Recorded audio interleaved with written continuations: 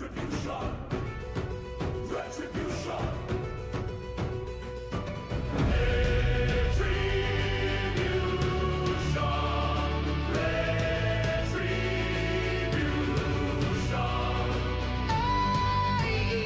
AEL will rise again from the ashes, forged in flame, glory carved into our name.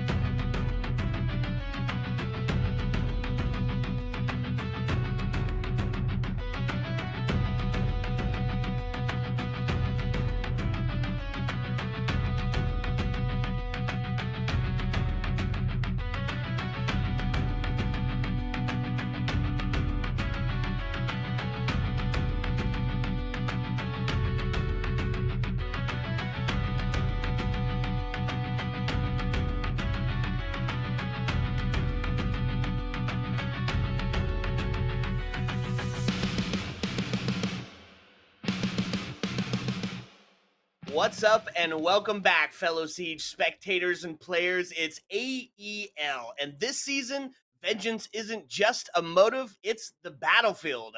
Welcome to Retribution Best of Ones. I am the Reverend Whiskey Glitter, and with me on the desk today, McCready. What's happening? I'm feeling good. I'm feeling great. I'm really excited to be here and look at another game, another week of teams trying to put themselves high in those group standings. And let's not waste any time, because I know you're eager to get on, eager to get things started. What have we got today? Man, it's a banger, right? We've got kind of looking at the season retribution conference rankings. You can see there's a couple of standouts right up at the top, right? With that Reno Skyline Syntax on the other side. But Yeah. today's game, we're taking on Orgless Goobers versus W, and this promises to be an absolute barn burner. Yeah, I'm looking at these two teams that kind of evenly matched towards towards that side in the standings. But the thing is, for me here, WBZ Wild, they have won a game,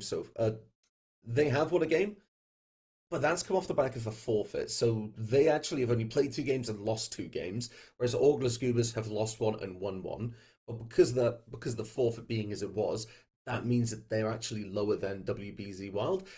I'm looking forward to seeing how this goes, because the stats don't tell the whole story. I mean, we're only 1 week in so far, when this is the second week now. So while they don't tell the whole story, let's take a look at some of the teams, see what we're working with, see what we're looking at, and maybe get a little bit more of a breakdown. So for the side of WBZ Wild, to start things off, we've got Blinky. They're the kind of standout player to watch.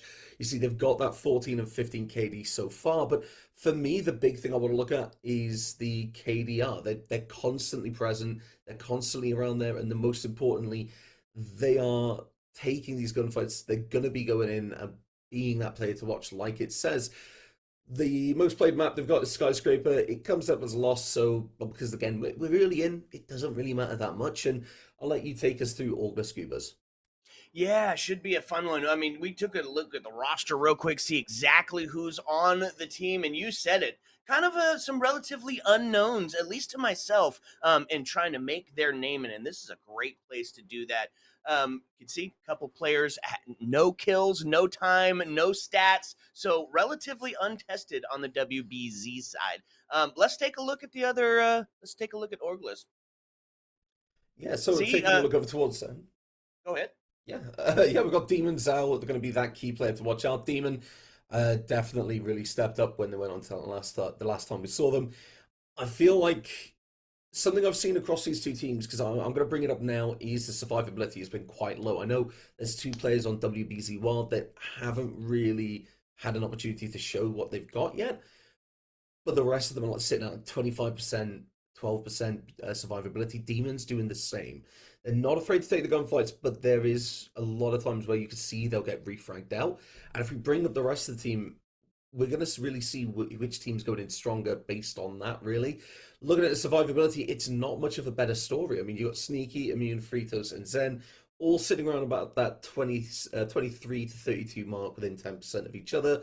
But realistically, the KDs are looking around about the same. There's no kind of real laggers in terms of the team that you've got. Dave is going to be the step up here, because I feel like when we saw Demon coming on our last game, they really had a massive impact. And I'm looking for Dave to do the same, actually, as we go into this game that we've got today. And what I want to do now is I want to take a look towards the map bands, because we talked about the teams. Let's talk about where we're going to be going. Club, Consulate, Bank, and Nighthaven are the first maps to go. Yep, followed up with Lair and Skyscraper. It sucks to see Lair off the board, but Skyscraper is an easy ban for me. The fun part and the highlight, McCready, is we are headed to Border, and this isn't just your standard map, right? This isn't just, okay, defense is going to be heavy. This is an attacker-sided map, so a team with a well-put-together attack side going to thrive here. All of that soft breach that's available, all of those cheeky, peeky areas, right? You've got your standard takes, but things can get really wild on Border really Mm. quickly. And the story will be told by who do we see banned out. When we were taking a look at those team pages, you saw they were very standard, right? You're getting your hard breaches off the board, you're getting your shields off the board, mirrors, that sort of thing. When we get to Border, things change a little bit. You can see the glass getting taken out. You can see the Yep. Azami getting taken off the board. That intel really becomes something huge to work with. So I'm excited to see what we're going to get into. Yeah, myself as well. I want to touch about these bans a little bit because you could really stunt you could really stunt an attacking team here if they're not prepared with the operator bans that you could bring out. Now, for a map like this, an aggressive team, can go in, they will go in with that advantage. They'll have that opportunity to say, right, we're pushing this front, now we need to go for that flank. So a good team will look to have that operator to do that. And I think there you go, the Monty and the Mirror, the two kind of standard bans to start things off. It's the phantom presence of the Mirror being taken away alongside the C4 and the lines of sight that are made by those mirror windows, and the Monty, the sheer dominating presence. And when I think about Monty, I got to think about an archive take. That Monty gets in that archive, gets against the window, gets the plank going down with team baits covering. That's not the case anymore. Now they have to go for a blitz because Blackbeard's just been taken away. And that's a lot more aggressive. It allows the defenders to get a lot more in terms of defense and get those kills on the board. The castle being taken away also makes a lot more sense. The attackers, they don't want to run into any kind of speed bumps when they're going on their attack. If they're going fast, they're going to be going fast and hard, and a castle barricade is the opposite of that. The attacking lineup here, Glitter, for the side of Goobers does support that. You've got your Ash, you've got your Blitz, you've got your Gridlock just to make sure those flanks are covered, and then you've got the Ace and the Buck. So very fast-paced operators looking to make a strong entrance and really set the momentum going into this game so far.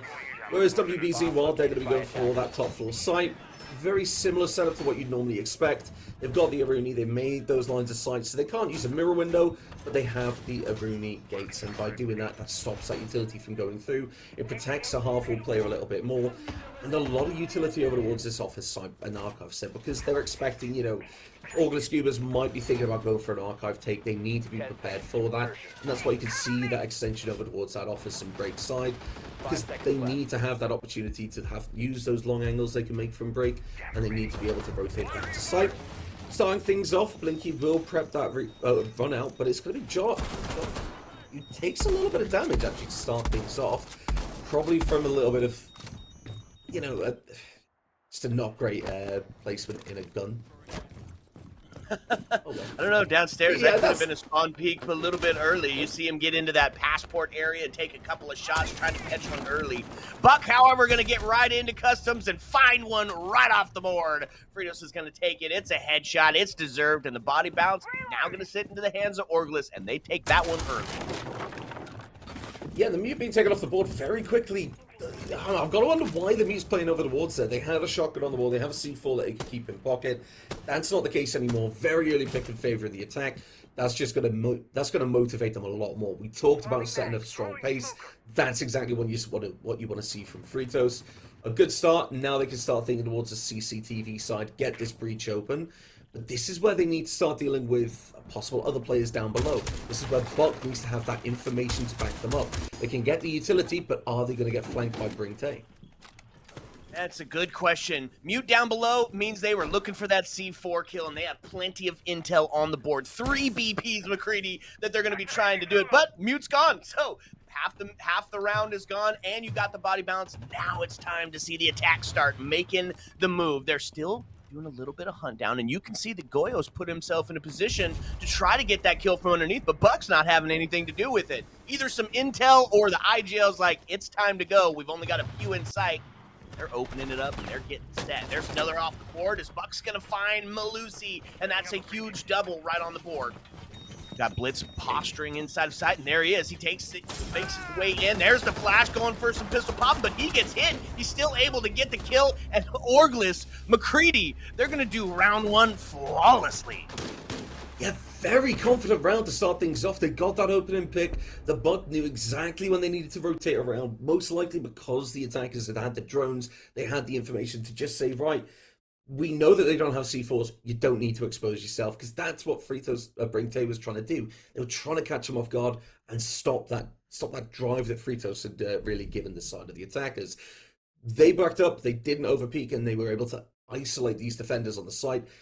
Good cutoff, because we saw the Ash took down that Goyo trying to return to site. The Blitz was taking a gunfight with the Irumi. Very well played. Very, very methodical coming out from Orgless Goobers, but nothing that really starts to worry me. On the flip side though, WBZ Wild, what can we see them going back to this side? Change up that they might be able to get a different outcome to that round, I think, yeah, keep Crisis back on site, keep that C4 in pocket, and if they have to drop down later in the round, you can. They don't need to be down there straight away taking a gunfight with that Buck, because they lost it. That was the opening onto site, and Fritos got 2 more kills to boot off of it.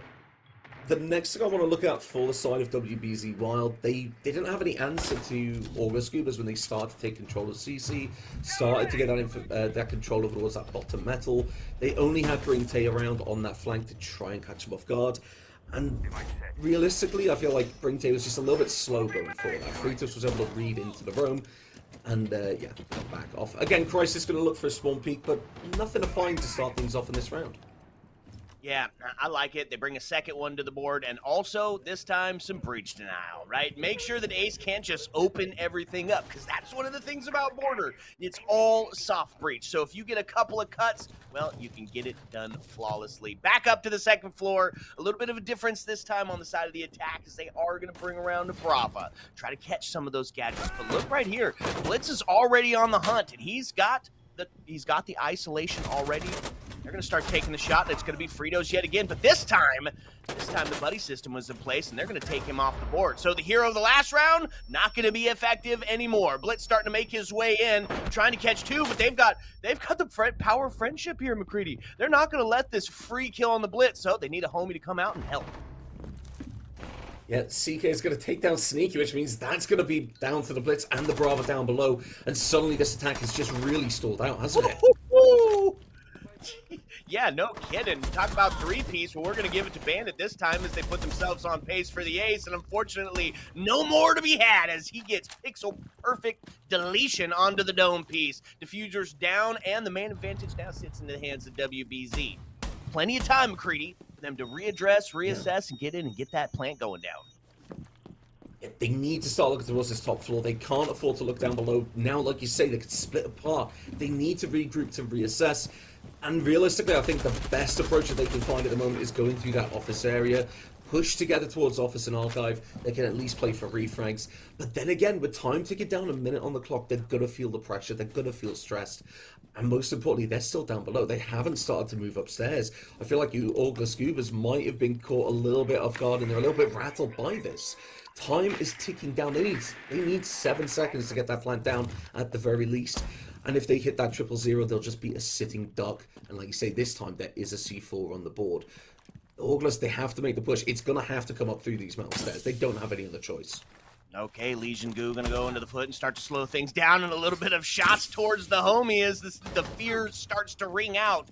Goo's on the stairs gonna slow it down. This pace-setting defense is really putting the work in. Go here for the exchange, waiting for it. They've got the call, they've got the ping. With 21 seconds, they got to make the push. That's a window shot. He's good for 2. Don't push the fountain area. Sometimes all you need is a couple of bullets and some godlike timing. That was a much better round from WBZ Wild. I was a little worried after the first one, but they identified their issues very quickly. Yes, they still had the meat trying to spawn peak, but the meat didn't die. And that is a benefit. That's an improvement from last time. But look at that. The refrag was instantly there. CK was immediately there to help things out. And as soon as CK did fall down, it's all about that time waste. Orgless Goobers, it took them 40 seconds were left on the clock to start heading back upstairs after they lost those players. Very well played from WBZ. They played together, they coordinated, and they knew their advantage. They realized they could just go back upstairs and just hold that time. Very well played from them. Let's see how they do it with this bathroom tellers. This side glitter, it's a lot more focused on that verticality and this workshop area. Because if that workshop area falls, it can allow for Orgless Goobers to just cascade into that bathroom area. Get a play on that office hatch as well, or that archive hatch, and verticality can come through and they can get a plant down relatively quickly. Which means for the side of the defense, they need to make sure that doesn't happen. The K being brought out to stop it. And most importantly, they're going to have a couple of players roaming. At least somebody nearby to help out. And I feel like, yeah, the Sentry, that's right, yeah, the Sentry, there we go. The Sentry being brought out. We got that. It's a good gun. It's got that TSC commando, and it can do the work as a roamer. And most importantly, it's got nothing that relies on this operator being alive in the late round. They have that. Yes, they got the barbed wire and they got the proc spine. That's just dump it and forget it. You don't have to worry. Now Orgless Goobers are going to start droning in the top floor. It's what they need to do. They've got the operators for this vertical. They've got the IQ, the RAM. They need to take this control, get that hatch open. If this RAM goes down, though, and this Orgless Goobers aren't coordinated and find themselves caught off guard and a little bit of off-kilter like they did in the last round, this could all fall apart for them because a good roaming team can really step up. Reload! That's right. Malusi already seen a bunch of combat, but they're able to sneak on out of there. The first kill actually is going to take Fenrir off the board. Control Alt deleted, my friend. So the body balance going to head into the hands of Orgless. And you're right. Verticality going to be the big play of the game here. You have one attacker sitting outside, mainly getting those drones ready and trying to suss out who all was sitting up on the top floor. The thing is, the investment in the roam game, it was negligible. They only have one guy up there, so everybody moved back down to the first floor, which means they're going to take this, not just with the body balance, but also they claim that verticality. Exactly. You can see the damage of that verticality coming through so far. They can cut off the workshop area. They've got the hatch open for bathroom. They've got the gridlocks to stop the rotates down from going quickly when the plant does go through. This is a really good position for an execute. And right now you can see the big danger. Like you say, WBZ Wild, they had dropped down. They have a player in Passport. They have a player in Workshop, 2 even. But they are going to struggle to get back to site now. Bringtay has to go upstairs and has to catch him off guard, but with CK taking a lot of damage, they're going to have to act fast. Yep, now it's going to be sneaky good for 2 as the second rings out. Only claims it as 1, so there must have been a down on the first. Either way, they're up by 2 on the body balance, and there's the first answer back. A little signs alive from WBZ as they take IQ off the board. But look at that. He's in, he's planting, and the chaos hasn't even started yet.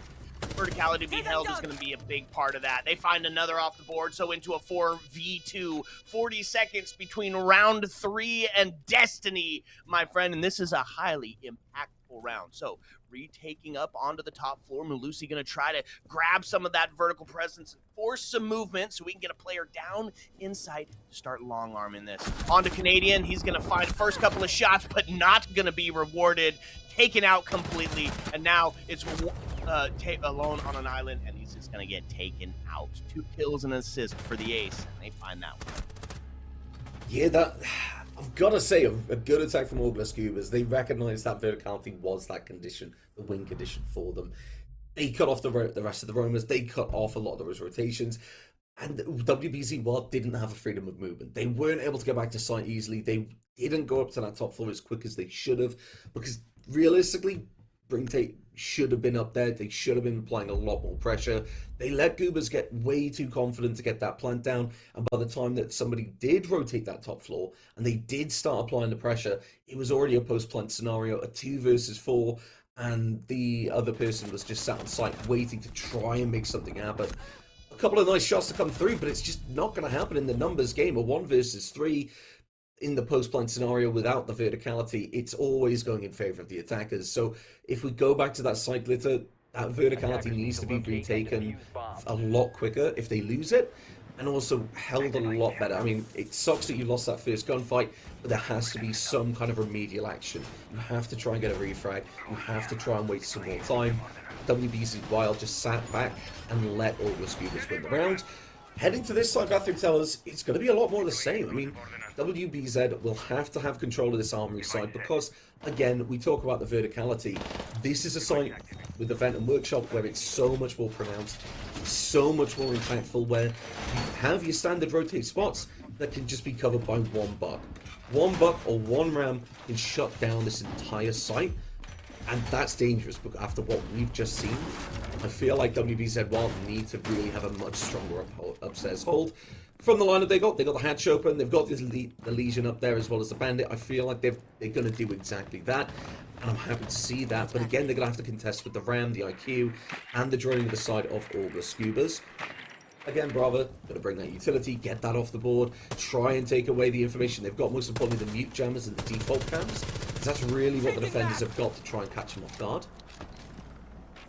Yeah, I think that there's one glaring thing that we're missing here, and one of the big things about having so much breachable floor and breachable walls is you need something to do it with, right? A lot of times we see them bring along the Pulse or the Valkyrie to hold, make sure that they can't take this security area, which is a big part of it. You get Castle off the board in your bans, which means your investment up top gonna be a little bit tougher to hold regardless, because your pace setter isn't quite there.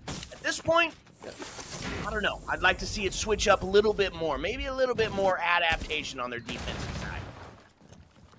Exactly. The drone comes through into that office area, so Zen does know this player's waiting there. The nade will come to flush them out, and Whiskey, they might not be able to do it because, look, it just doesn't land where it needs to. The support is there, will down the player, but CK has not but one but two kills there in that archive side. The C4 goes out as well to try and shut down this push on the top floor, and Wild are again adapting well. The verticality from Sneaky will find Blinky. CK onto the triple kill now into a 3v1 as Ram's last live. Able to find one as they get deleted, but it's a shotgun in the close quarter combat arena. The shotgun is key, and this time it was death from below. Yeah, I think it comes back to it. Wild have now realized what went wrong in that last round. It was the verticality. I've hammered on about it so much. And like you say, they didn't have a Valkyrie. They didn't really have the operators like a Pulse that you'd expect to have there, or really any bulletproof cameras there. But they had the vertical lines of sight, they had the players above, and there was support. That wasn't a top floor site, but all the action took place over towards it. That was very well played from Wild. I like that even when they're losing around, they're realizing what's going wrong, that they're bringing it back, they're making these adaptations, and it doesn't feel like they're letting Orgless get away with it after they've lost the round. I want to see them kind of now coming back to this top floor site. I want to see them be the ones to set the pace. They've constantly been playing catch up so far as Orgless get each round just to keep that a little bit of the lead. It's a WBZ Wild. What have they got in store for us on the top floor? They are going to bring out that Valkyrie now to give that information. They are going to bring out the Azami. That's not going to get banned out in the next couple of rounds because we don't have any more bans, so they can use it to their heart's content. And this makes a lot of sense when we see the kind of utility that's being brought so far.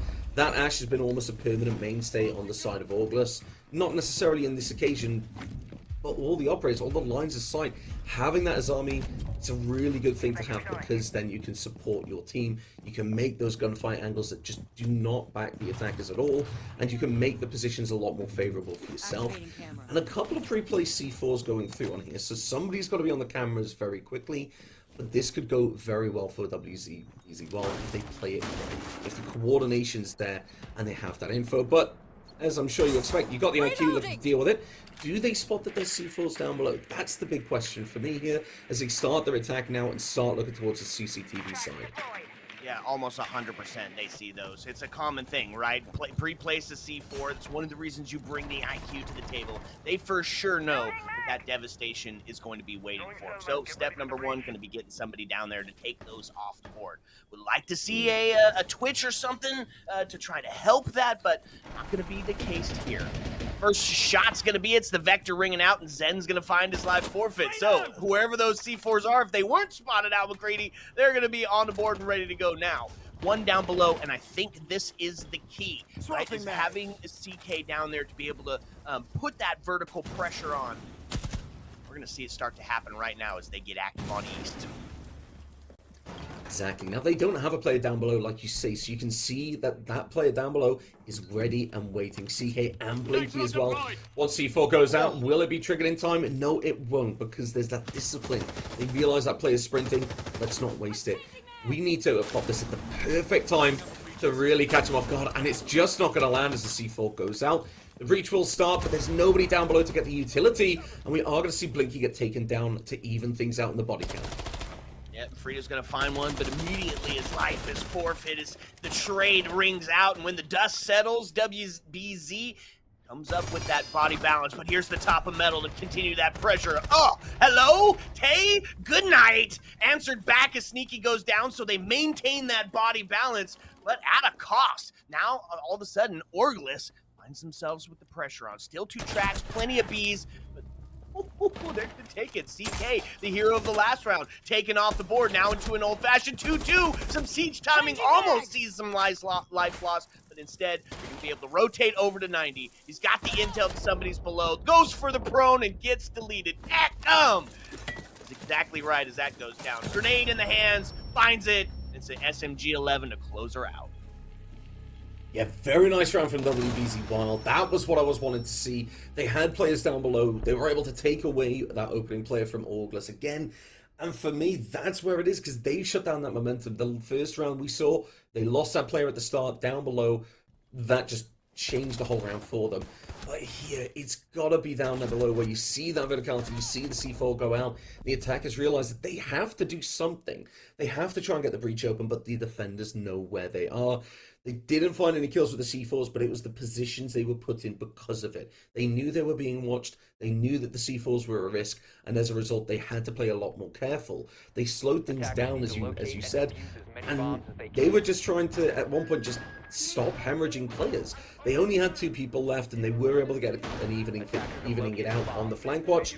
But realistically, all that done was it just put the 2 attackers, it put Dagam and Immune in a situation where WBZ Wild knew where they were coming from, they knew where they were, and they knew they had to play together over towards the fountain side. So it was just a very simple case. Sit the player down in Archive, hold the crossfire with Blinky as well. That was it. That was the round done. Very well played from Wild. They finally take the lead in this game so far. A 3 versus 2 scoreline now, and they're looking to make that a 4-2 as they go back down to this bathroom to the bathroom teller's site. They lost it very quickly. Their adaptation is shown to be good, Glitter, so I'm expecting to see them be playing up on this top floor a lot more, and I like the Mozzie adaptation. They're stopping utility from being used. We've not really seen Mozzie come through at the moment, and Orgless Goobers are probably going to struggle if they're not prepared for these Mozzie pests, because look at that, visuals on the board. They're going to struggle to drone them out, especially with those pests shutting down that line of sight. And that means that Bringtane might be able to get a really impactful kill to start things off. Maybe find Fritos, maybe even Immune. A little bit of C4 from above and below. He's got a prime prepped and ready for wherever the push is going to start to come into it. And you're right, McCready, I love the adaptation here, and that's exactly what you need. Keep switching it up. Not only does it show your depth in the roster and who you're able to bring to the table effectively, but it keeps the attackers guessing. Now they got to deal with that intel deny. Now they got to deal with the roaming monster that is Vigil. And already, first minute gone, and they still haven't been able to locate where he's at. A couple of shots ring through as Gridlock's going to be the first to take some damage, maybe unaware that Mozzie's to the left, or to the right there. Got some pings in place, and the C4 primed from below, and there it is. Fritos to take one. Dakdom going to get taken off the board by the Boss G. Numbers find themselves equalized on 1:40 left. So when the dust settles, nothing really has changed, and there it is. That's what we've been looking for. Meat Jello created as the C4 from below finds one. Still not able to push him out. The power friendship to see it. We're going to see a 3v2 now with 1:25 as the defense starts to feel a little good about this hold. Yeah, exactly. They still have that roamer above it and over towards that armory side. This player just needs to waste the time. They stay alive. They wait for the execute to happen. Around about that 45-second mark, they need to put the pressure on. The drop does come through into Workshop, and with what WBZ Wild, they're going to have to play for the refrags here. The swing comes out of Bathroom, and that's Blinky finding Zen. Fritos is nowhere to be seen hunting down the bandit, going for the stat padding. And that means that that round might just be shut down, and WBZ Wild have that round on the board. They're able to find an answer. Are they able to get the other 2, though? And looking for some clutch power here. In a 1v2, you got to isolate the first. And they've got a cut set up for it. So he's able to take this first engagement. It'll work through, but no, not going to happen. The SMG-11 going to be devastating again. They had the intel. They secured the spot. And now they've got us 4-2 on the side swap. Now it's time to switch gears, McCready. Now it's for the op swap. We're going to see what WBZ brings to their attacking side. And I think this is going to be the big part. Right, because Border is so attacker-sided that if you have a great defense, it's going to go well on the backside of it.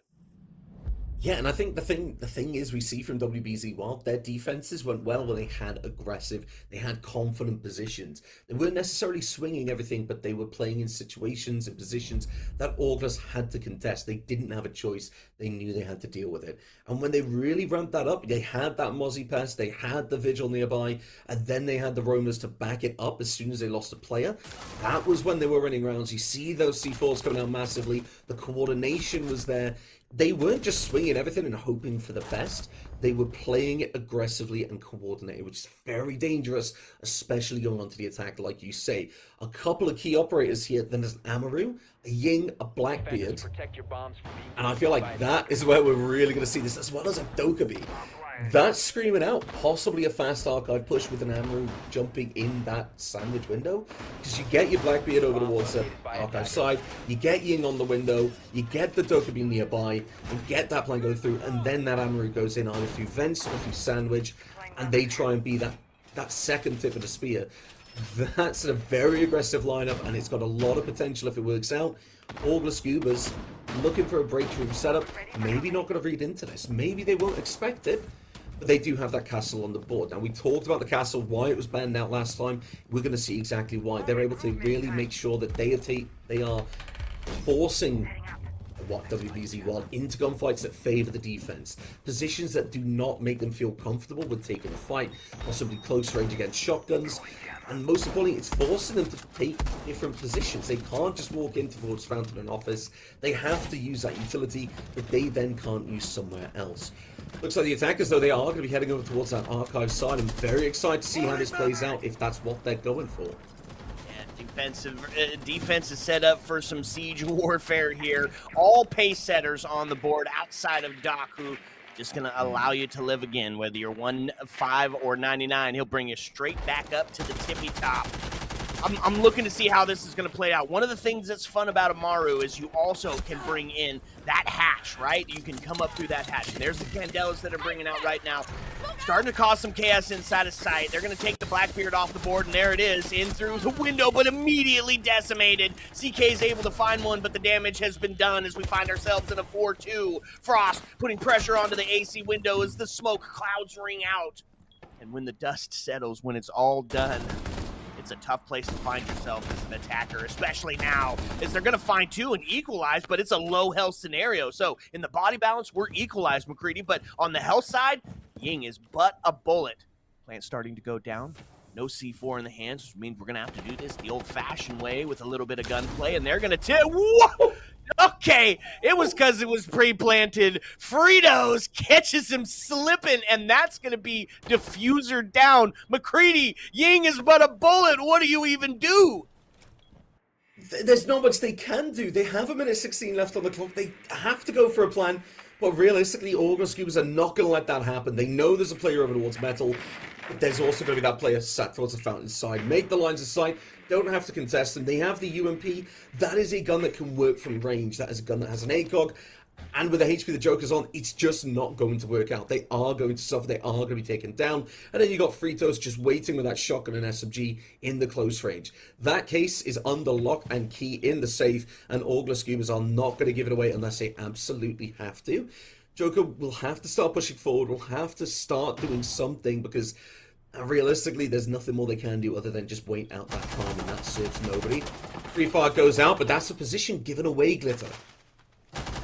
Now with 30 seconds, he's got an idea where both of them are sitting, and he's got a gun that's got enough bullets to get the job done. So shoot, pivot, shoot, but they're not going to give him any unnecessary swings, right? Cuts are held, time is running out, no need to give it a peek. And it starts to get down to 10. Not much to be done here. Because you're not going to be able to get it, you've got to go for the frags, and it's just not going to be the case. Zen's going to take him off the board, and that was a well-held defense. Yeah, very well held. I said I was worried that they didn't read into this, the possibility of that archive side, but Orgless Goobers very much prepared for it. As soon as they took down that Blackbeard, realistically, for me, as soon as Blinky got taken down, that was it. The jig was up, the game was given away. They knew that player was over towards that archive door. They've only ever put in a shield operator there for one reason. And when they've got a player on repel on the sandwich window and the AC window opening up, it screams out exactly what's going to happen. Like I say, they get that Blackbeard off the board and they know where to look. They know that they can rotate over from that CCTV side. They can keep an eye on the backs and make sure they're not being flanked. But realistically, they know the push isn't really coming from anywhere else. Very, very well played. I mean, good attempt from WBZ Wall to bring it back, but it just goes down to say that Orgless Goobers are not really gormless. I was going to say goobless, but that sounds a bit weird. They're not really gormless. They know what they're doing. They know what they've got, and they can still use that for the post-plant. They know okay, well, he's planting an armory side. We have the archive control. Where is he going to be playing that cannot be peeked from us? Well, it's going to be by that half wall. We know where that is. The three places have been put down. They just seem to waste time. Every second they wasted before that plant finished going down was a second that Joker just didn't have. And now going to the Bathroom Teller's site, we are going to see the side of WBZ Wild have to do what they were able to do on the defense. And they're going to have to attack this. And again, it's going to come down to verticality, and look at the utility being put up there from you, Orgless Goobers. WBZ Wild didn't really commit much aside from players. Nope, not this time. Mirror windows, mute jammers, Azami barricades, everything you can have is there. And WBZ Wild are going to have to deal with everything Orgless has to throw at them in a C4. Well, that's just one of those things. Yeah, no kidding. And just a way more effective use from the Orgless Goobers on C4s, right? Already 2 have been used and to great effect, stopping a plant and taking out a shield. Huge bit of play here. I love the investment into the top floor. You have to have it, and you said it. Layers on layers on layers. They're just creating spider webs, hoping that the attackers will get caught in. Well, they found themselves a little buggy right out the gate. So now they got to find a way to deal with Canadian and the fountain hold, right? As they start to make their push in, you got a mirror still that you got to deal with, and check it out. In the immortal words of Whiskey Run, C4s are deadly homes, and they just paid the price for that one. Yep, taken down, and that's the Capital. That was the operator to deal with that mirror window glitter. They can't do that anymore. That mirror window stays up there. There's no Ash to deal with it. They have grenades, but they aren't in a position to get that dealt with. Brinte will win out that gunfight, but at the expense of a lot of HP there, and they need to stay alive. I mean, we talked about the verticality on this side to cut off those roamers, but with time ticking down, they don't have that player advantage. That's in favor of Orgless, and most importantly, they have no entry around the site just yet. The verticality hasn't really started. They're only just getting that first round down, and with the Lion scans coming out, Orgless, they have time to regroup, recoup, reassess, like you say, and then reaffirm what they're going to do. Nobody's on that top floor anymore. They've dropped down, they have crossfires, and they know where they need to be. Very nice Irony barricade there. It's a Irony gate for that hatch of bathroom. It's going to stop the attackers from really peeking that hatch, really taking the control that they're going to want to. As the round starts to go down, the attackers will have to start making their push, but Orgless Goobers are looking very, very solid. They've got the players in the crossfires, they've got the players on site, and they don't have any C4s in pocket, but they've already been used to great effect so far. Yeah, they may be down a player, but the defense hasn't lost control, and that's the big part, right? They had all that ghost pressure up, and hello, you've got everybody rotated back down. How does a plant go off? A little bit of some cheeky work here by the attack team, and now we find ourselves in a post plant. Zen's gonna find one, CK gonna find one, and then it just answers back as they just go back and forth, and in the end, defense is gonna claim it, but only because they've got the number balance. If we're equalized here, this potentially turns out as a different scenario. A little bit of cheeky shenanigans there for the TK. The most important impact frag I think I've ever seen glitter is that one right there. But I gotta agree, I mean, there was no information for the blank going down. All we had was blank say, walking towards that rotate, just crouch walking, and then realizing, guys, they're on site. They had workshop players that could be watching that. They had players over towards that passport side that as soon as the call goes out, could be going for that verticality. I feel like at about 40 seconds left, 30 seconds left, somebody needs to be going up those stairs to apply the pressure and stop them feeling comfortable enough to go for a plan. I feel like Orgless Goobers, that, like you say, that could have got away from them, but they were rewarded for the time that they wasted and the players that they took off at the start. And I want to point out, there's no Valkyrie being brought out from Orgless Goobers in the last couple of rounds we've seen. The closest they've got is maybe 1 or 2 bulletproof cameras. There's the coordination and the communication from these teams, getting the C4s where they need to be, and just getting the key operators. I mean, if Joker stayed alive, and it was, for example, Fritos that died, that round could have gone completely different. They could have got that flame charge just over that wall, forced the mirror out of the position, and take control even before a C4 gets there. WBZ, well, they took a little bit too long, and as a result, that's where the C4 came out from. And now, looks like we are going to be heading to defend Workshop site. WBZ, well, they could defend it, they did it well. And now the question is, are Orgless going to recreate some of that magic? Are they going to have that upstairs roam in the same way that we saw Wild have it? And are they going to have the verticality as well to coordinate with it? I'm very excited to see how Wild deal with this as well. They're starting to lose their flair now that they've gone for the attack. They haven't picked up any rounds at the moment, and luckily Crisis is the one with the shield. So as they peek that passport, looking to see if there's a player spawn peeking, they're just not going to lose their life. And I feel like that's very much needed. Keep that opening player alive. It's not worked out for you the last couple of rounds. Keep everything, every advantage you can.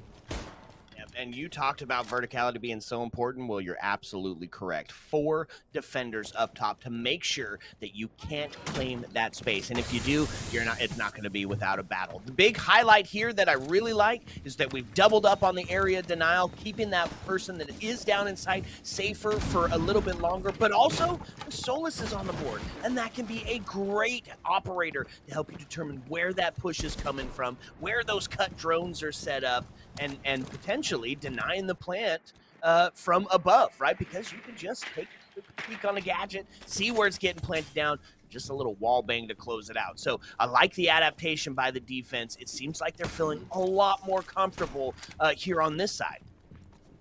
Yeah, and I feel like this lineup that you talk about, the utility, the area denial, the Goyo, the smoke canisters, and then having the sense as well, they're not assuming that they're just going to win every gunfight. They're expecting that they are possibly going to lose the site. They're going to let the plank go down, which it is at the moment, and the 4 versus 4, because Daggum's been able to find an answer, but Sneaky's gone. Daggum and Frontus both falling. Joker now on pace for the aces. He finds 3, 2 left alive, and they 1 up top and 1 below. And here's going to be the pressure point because the blitz is still there. SMG-11 is going to find Joker, and now the one-on-one battle with the blitz is starting to commence. And blitz is not looking great for it, but it's all denial. The flash goes out. It's going to be a pistol pop and the body drop. Solus the last alive, and they're not going to be able to do diddly. Your vertical pressure be damned. They just push into sight and take a post plant. Yeah, they just let Joker go in through that bathroom side. I mean, it's great that you have verticality, but there was, I think, clearly there were too many people over towards the armory side. And as that's what you'd expect to see from an attacking side, is there to be a little bit of focus towards it, get that vert control. The person that was on site wasn't very well positioned to deal with that push come through. So when Joker did walk through, they found 1 player. The rest of the defenders, it's like bees. You've just kicked the hive. They need to start rotating. They start to panic a little bit, and that's when, like you see, Wild, they're able to pick up those kills.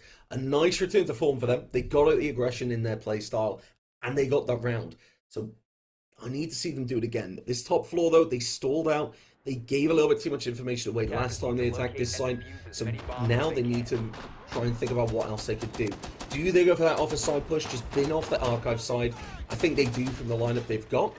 They might also try and look over towards CCTV side, try and go for a bit more standard take control of CC, get over towards 90 and start applying pressure towards the fountain side, but mainly get that breach open, get that 90 control and start moving forward. One thing I'm going to be very careful of if I'm on the side of Wild is I'm going to be very careful of C4s. Orgless have been really good with them so far, and I know I've got to keep bringing that point up. It's just been uncontested fights that have gone in favor of Goobers because of these C4s finding those picks. There's no one to refrag in the later round. There's nobody to try and go for the execute with somebody. It's been a really heavy impact, so WBZ Wild, they need to be aware of this. Again, they're bringing the IQ, but they didn't really seem to get much use out of it last time we were on this site, and it looks like Zen's trying to hopefully pick somebody off very quickly, try and get an opening pick, try and get the momentum back in their favor, because it's been a very momentum-based game. Whoever team has tended to get that opening pick has tended to do very well in the round, if not able to win it out, and it's going to be Fritos to fall first. Crisis finding that pick and able to spot the other player over there. Well, you do get the top frag off the board, but what's the great thing is it was the Capitao. The gadgets are down, and that is, of course, why we see that IQ being brought to the table. But here's what I love. When you bring the Capcan out late like this, you're not looking for it specifically, so you need to be reminded that those things are there. So, yes, you lost the body balance, but what did you gain? You gained some ghost pressure that they have to check every door, every window. That C4, or I mean that Capcan trap does go off, does a little bit of damage to both Blackbeard and Ash, but nobody worse the wear. And what are they going to be doing now? They're going to be looking for him. Tachanka, the Lord himself, going to find it, and Fritos is going to come up with a Kapkan kill. He robs one from the grave. Now we get equalized onto a 3-3 with 1:42 and a couple of shots towards the east. Not going to find anybody there just yet. Oh, not towards the east. That was inside of the office area, as they're still holding on to this vertical really well. Sneaky goes down. Body bounce now to be put into the hands of WBZ. They now just need to take a second. There's plenty of time, Creedy, on the board to be able to suss out where these last defenders are. Get yourself ready for an execute, which WBZ has been good at.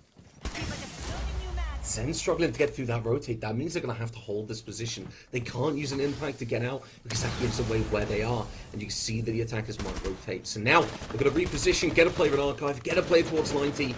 But it looks like Zen is just going to have to hold down the fort. That phantom pressure again, that Kapkan is going to come in massively. But it's all about sorting out Wild. And right now they seem to be in control. Zen gets one, but Blinky has an answer. So one left alive, alone on an island, tries to be the hero here, and he's going to need to find two to get it done. Question is, do they know where he's at? Starting to feel the pressure as the plant goes down, takes it to 50, to 75, and now attackers become defenders and defenders become attackers. Azami has got to find a way back in, and the Aurora gadget doing an incredible job of making sure the pace to do that is absolutely slowed down. The cut is ready. It's a prone position that now is put into that back office spot. He's going to take a look with a deagle in hand. It's a double swing, and he's not going to be able to get it done. WBZ find another one off the back of a post plan. Yeah, the double shot coming in to end that now and putting the side of WBZ Wild onto match point. Now, this is for their first actual win to come through. The last one, the only one they've got on the stats at the moment is a forfeit. In their favor, they're looking to make that an actual win now. They're only one round away from it, and I think, yeah, it comes down to that Kapkan. It's what you were talking about, the Kapkan and the Aurora. The Kapkan came through to try and stall out the side of WBZ Wild. It worked to a degree. It slowed them down, but then the attackers were able to rotate to that office side. CK was able to get a really nice kill to open that office and take away that bandit, and in doing so, they could start pushing the side. Immune and Zen, they started to struggle. They started to realize they didn't have a great position to hold, and suddenly they started to readjust. They started to pull back, and WBZ Wild read into that perfectly. They didn't stall out, because when you open a breach, there's definitely not a Kapkan trap on our wall. They said, right, okay, the doors are a problem. Let's just go through a wall. They can't put it down on that one. But then it was the Aurora. We talked about why the castle was banned in the first half of this game. That's exactly why. Zen had to give away their position. They had to at least put some fire onto that Aurora gadget over towards that office side to get nearby. And by that point, Wild has the information. With 2 players left, they can get that crossfire set up, and very well played. A good read, a good post-plan setup as well by having the foresight to do that. And that's a really good start. That's a really good way to find themselves on match point. And I'd like to have seen a little bit more from that Tachanka. It felt like it was just going for a kill over towards that main breach. But that's not going to be the case. They got picked off very early. They didn't have much area denial, which is what they really brought for, and really could have stopped that archive plank going down. Now though, Glitter, they have to play a perfect game of Siege. This is a best of one. There are no second chances. And if they do lose this site, if they do lose this round, that is it. WBZ Wild, though, they still have 2 chances before overtime to close things down, don't they? And that's a very scary thing, especially when you've just lost that opening pick. Yeah, tough one too, as the Vector is claimed off the board. So in that match point scenario, you said perfect for 2. It's not the way to start it out. A little bit of damage there towards that east stair side on the door at the top. Nobody really worse the wear for it. Okay, it's reduced to a pretty low HP, and they're going to find another kill. That's going to be Zen taken off the board, and it's starting to fall apart here for the defenders. Having to be perfect for 2 when you're down 2 seems like not the winning recipe. So hold up onto the top here as Mute is going to try to get active with the C4. We still have Fritos that can potentially pull it out. Well, we did have Fritos, but he gets munched down as his head gets completely taken off. And not only are we on a match point, but they're looking to try to get it done flawlessly, McCready. Exactly. Now the last two defenders, they are split apart. They are not together, and that's not necessarily a bad thing for the Frost. They can rotate back, but the verticality is going to find them taken away by Joker. Smokey looking to get that vid. It's the only way they can win the round now, but the Gridlock track stingers are there. The information's going to be given, and as the plant starts to go down, a minute 16 left on the clock. The attackers, 5 players left on the board. They can't not win it. It's going to be CK on the window of all things, covering that rotate, realizing someone's going to go above Glitter. And that's going to be the game taken down. Both teams playing well, but WBZ, they're going to be the ones to take it all the way. Yeah, here's the thing. You capitalize on a mistake, and that's what separates good attackers from just okay defenders, and that's exactly what we saw here. Wild was just more confident on the attack side for Border. It was well coordinated. They got in and made their plants, and yes, they died to the C4s. Yes, that was devastating, but in the end, the 1v1 was just not enough. Back to the drawing boards, back to the aim lads, redraw those strats up, and we're going to have to try again for that next best of one. I mean, yeah, and I think the big thing I want to draw up for the side of Goobers is the stat lines were quite similar across both teams. We're seeing team players that were able to more or less go even or at least go positive, with only 1 or 2 players not do that, and they're your support players, so that's understandable. They've got bigger fish to fry. But for me, WBZ Wild, they were having more impact frags. They were having more impactful moments in the round. And when we start to take a look at these stats, I mean, that's where I see it. If we look at the cost, you can see Bringtay there. They're doing quite well, but the rest of the team, it's very balanced. You've got Crisis and Bringtay both stepping up, but Joker, CK, and Blinky all sat around about that 50% mark, with the exception of Blinky. But then on the side of Goobers, it was still there to a degree. They were a lot more even, but I feel like the moments that they were getting these gunfights, the moments that they were finding these picks and surviving these rounds, they just weren't as impactful as they could have been. We could have seen flanks being initiated a little bit quicker. We could have seen executes being coordinated that just found themselves in a better position. I mean, for me, if I've got to go for 2 things to improve upon for Orgless Goobers, I say the micro positioning and the kind of coordination of where they want to be. How do they want to execute around? Who needs to be where to back things up? And again, it's all about that positioning for me. If they find themselves with good cutoffs, with good coordination, they can stand to do a lot better. But for the time being, WB said, well, they're going to take that win. They did play stronger. They had that aggression, and it really shows. You look at those stats, you look at the way they played, and that the scoreline, that 7-4, it is quite telling about what we've seen so far, isn't it?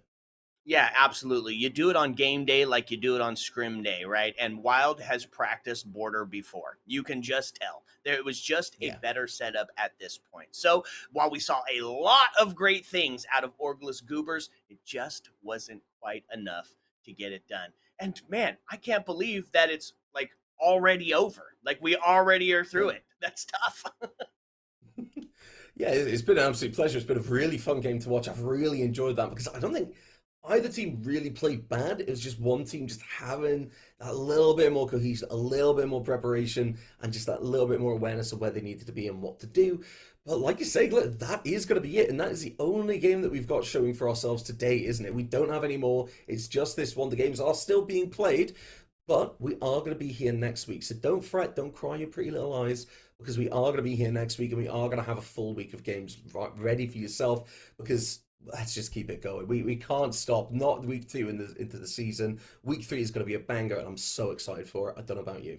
Yeah, absolutely. Just want to say a quick thank you to everybody hanging out with us and joining us for AEL Retribution tonight. Thank you to this producer and the observer, goats in the game. But for us, unfortunately, alas, we have come to the dreaded part of the evening where we must bid you adieu. So as the lights start to dim and the jukebox starts to sing closing time, as always, my friends, you don't have to go home, but you can't stay here. Have a good one. Ayo.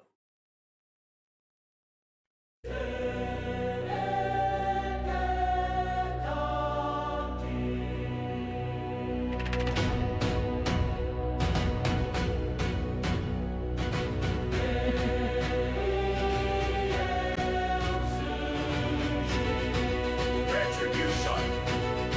We always close our streams out that way.